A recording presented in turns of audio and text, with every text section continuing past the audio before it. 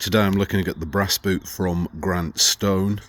I'm going to break the video into two parts. One is general sizing, and I know what you're thinking, oh, there's 1,000 videos out there about the brass boot, but I really can't emphasize enough what huge volume these boots have got. And then the second part is about the leather. In terms of the volume of these boots,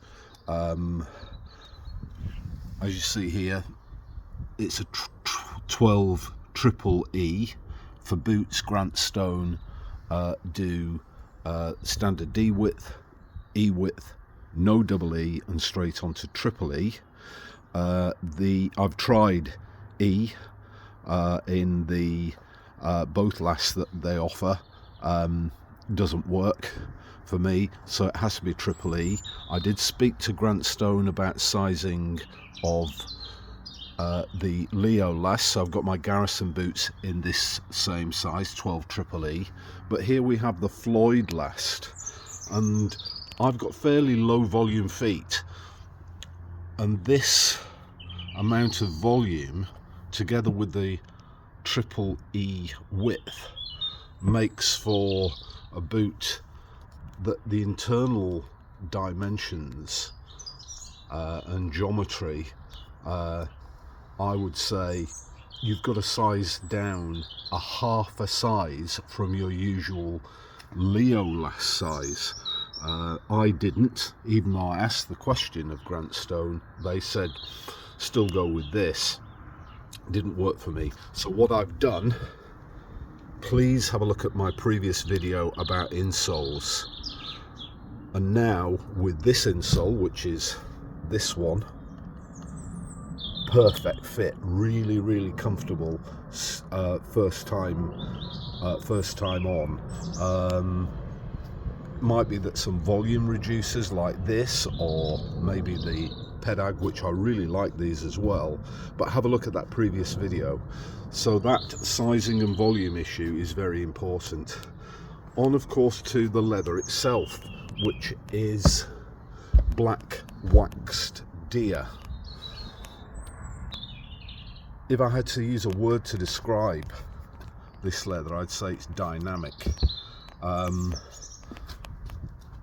As you go out for a walk, the boot that you end up with is not the boot that you started off with. The leather changes. It does have pull up. Sorry about this lighting, but I would strongly recommend that you have a look at the wording that Grant Stone use on the website for this leather. It's from the white-tailed deer. It's sustainably hunted, because they can become a problem in Britain. The red deer and other species of deer can cause big environmental problems and problems for farmers. So the culling of deer is important. I'm not going to say this is a cruel sport at all, and there would otherwise be wasted hides, and that's what Galloon in Wisconsin are doing. Galloon take the deer hides. Deer hide isn't a naturally robust leather that's produced, so they're putting in colour, wax, oils to fill the sort of spongy cavities that you get, and it is now a robust leather. It's not going to start falling over and falling apart, but the key thing which is giving this character, you can see it here, is after all that usual tanning process, they then have a rolled emulsified wax, which gives this finish, which is incredible, and it does move, it does change as you're wearing it. I really like it. It's the usual Grant Stone quality. This, I understand, is hand stitched. What I would say is,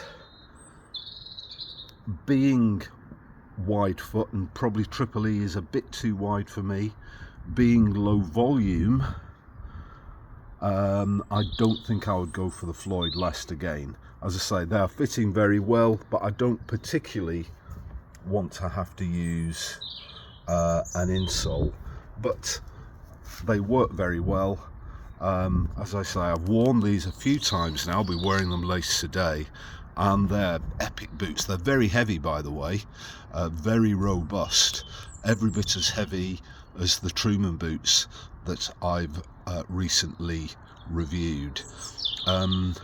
As I say, please have a look at that previous video about insoles, because if you're having trouble not just with the Floyd Lest but other boots, this might just be the solution for you. Thank you very much for watching, and I'll see you next time.